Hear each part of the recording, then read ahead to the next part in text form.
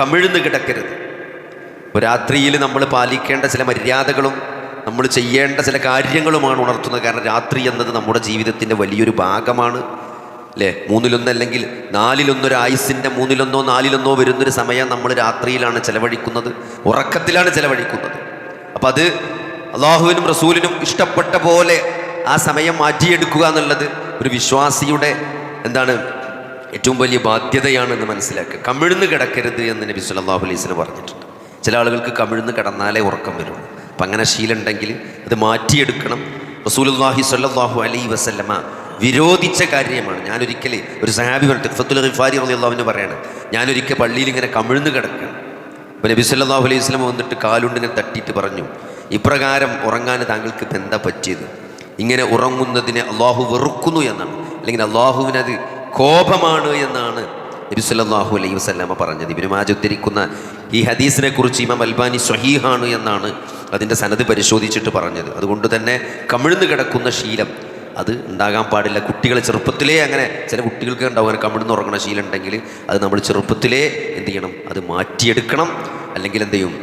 അള്ളാഹുക്ക് ഇഷ്ടമില്ലാത്ത ശീലങ്ങൾ ശീലിപ്പിക്കാനോ എന്ത് ചെയ്യാൻ പാടില്ല, അങ്ങനത്തെ ശീലങ്ങൾ ജീവിതത്തിൽ കൊണ്ടു നടക്കാനോ ഒരു വിശ്വാസി പാടില്ല എന്നതുകൊണ്ട് അതങ്ങനെ തന്നെ നമ്മൾ കാണേണ്ടതുണ്ട്. അതേപോലെ തന്നെ ഭക്ഷണാവശിഷ്ടങ്ങൾ കഴുകുക എന്നത്, രാത്രി ഉറങ്ങുന്നതിന് മുമ്പായിട്ട് എന്ത് ചെയ്യണം? ഭക്ഷണാവശിഷ്ടങ്ങൾ കഴുകിക്കളയണമെന്ന ഹദീസിൽ കാണാൻ പറ്റും. അബൂ ഹുറൈറ റളിയല്ലാഹു അൻഹു പറഞ്ഞതായിട്ട് കാണാം, മൻ നാമ ഫീ യദിഹി ഉമറുൻ വലം യഗ്സിൽഹു ഫഅസ്വാബഹു ഷൈഉൻ ഫലാ യലൂമന്ന ഇല്ലാ നഫ്സഹു എന്നാണ്. തൻ്റെ കയ്യിന്മേൽ നെയ്യുണ്ടായിട്ട് അത് കഴുകാതെ ഉറങ്ങുകയും എന്നിട്ട് അയാൾക്ക് വല്ലതും സംഭവിച്ചു കഴിഞ്ഞാൽ അയാളെ തന്നെ ആക്ഷേപിച്ചു കൊള്ളട്ടെ എന്ന് ഇമാം അബൂ ദാവൂദ് ഉദ്ധരിക്കുന്ന ഹദീസ്. ഭക്ഷണാവശിഷ്ടങ്ങളൊക്കെ നല്ല വൃത്തിയാക്കിയിട്ട് വേണം ഒരാൾ ഉറങ്ങാൻ പോകണം. അതേപോലെ തന്നെ ഉറങ്ങുന്നതിന് മുമ്പ് ഉളു എടുക്കുക എന്നത് ബറാ ഇബ്നു ഹാസിബ് റളിയല്ലാഹു അൻഹു ഉദ്ധരിക്കുന്ന ഹദീസിൽ കാണാം, താങ്കളുടെ വിരിപ്പിലേക്ക് താങ്കൾ ചെല്ലുവാൻ ഉദ്ദേശിച്ചാൽ നമസ്കാരത്തിന് ഉളു ചെയ്യുന്നത് പോലെ താങ്കൾ ഉളു ചെയ്യണമെന്ന് ഇമാം ബുഖാരി ഉദ്ധരിക്കുന്ന ഹദീസിൽ കാണാൻ പറ്റും. അതേപോലെ തന്നെ നമ്മുടെ റൂമിൻ്റെ അല്ലെങ്കിൽ വീടിൻ്റെ വാതിലുകൾ എന്ത് ചെയ്യണം? ബിസ്മി ചൊല്ലി അടക്കണമെന്ന് നബി സല്ലല്ലാഹു അലൈഹി വസല്ലമ പറഞ്ഞു. രാത്രി ഇരുട്ടാകാൻ തുടങ്ങിയാൽ അല്ലെങ്കിൽ വൈകുന്നേരമാകുമ്പോഴേക്ക് നിങ്ങളുടെ കുട്ടികളെ പുറത്തിറങ്ങുന്നതിൽ നിന്നും തടഞ്ഞു വെക്കണം. രാത്രിയുടെ ഒരു ഭാഗം പോയി കഴിഞ്ഞാൽ നിങ്ങൾ എന്ത് ചെയ്യുക? കുറച്ച് റിലാക്സേഷൻ അനുവദിക്കാന്നാണ്. വാതിലുകൾ നിങ്ങൾ അടക്കുകയും അള്ളാഹുവിൻ്റെ നാമം ഉച്ചരിക്കുകയും ചെയ്യുക എന്നാണ്. തീർച്ചയായും ബിസ്മി ചൊല്ലി അടക്കപ്പെട്ട വാതിൽ അത് പിശാച് തുറക്കുകയില്ല എന്ന് നബി സല്ലല്ലാഹു അലൈഹി വസല്ലമ പറയുന്നതായി ഇമാം ബുഖാരി ഉദ്ധരിക്കുന്ന ഹദീസിൽ കാണാൻ പറ്റും. അതുകൊണ്ട് ബിസ്മി ചൊല്ലിയിട്ട് എന്ത് ചെയ്യണം? ഒക്കെ ലോക്കാക്കണം. ഗേറ്റും വാതിലും എല്ലാ സാധനങ്ങളും എന്ത് ചെയ്യുക? ലോക്ക് ചെയ്യുക എന്നുള്ളതാണ്. പാത്രങ്ങൾ മൂടി വെക്കുക.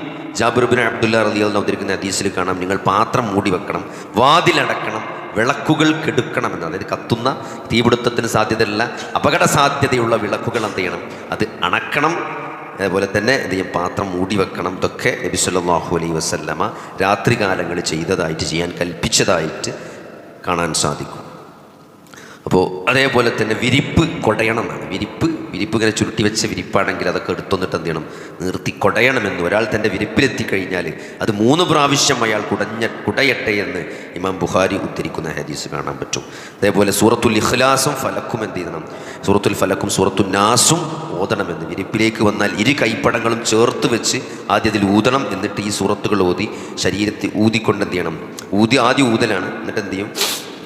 ഈ സൂറത്തുകൾ ഓതിക്കൊണ്ട് അതെന്ത് ചെയ്യണം? ആ കൈ എത്തിനോടത്തൊക്കെ നബി സല്ലല്ലാഹു അലൈഹി വസല്ലമ തടവുമായിരുന്നു എന്ന് ഹദീസുകളിൽ കാണാൻ പറ്റും. ആയത്തുൽ കുർസി ഓതുക എന്നത്. അതേപോലെ തന്നെ സൂറത്തുൽ ബഖറയുടെ അവസാനത്തെ 2 ആയത്തുകൾ, ആമനർ റസൂലു ബിമാ ഉൻസില ഇലൈഹി മിർ റബ്ബിഹി എന്നുള്ള ആ 2 സൂറത്ത് ആമനർ റസൂൽ നമ്മൾ പറയുന്ന സൂറത്തുൽ ബഖറയുടെ അവസാനത്തെ 2 ആയത്തുകൾ നബി സല്ലല്ലാഹു അലൈഹി വസല്ലമ എന്ത് ചെയ്യുമായിരുന്നു? ഓതിയിരുന്നു. അത് അവന് മതിയാകുന്നതാണ്.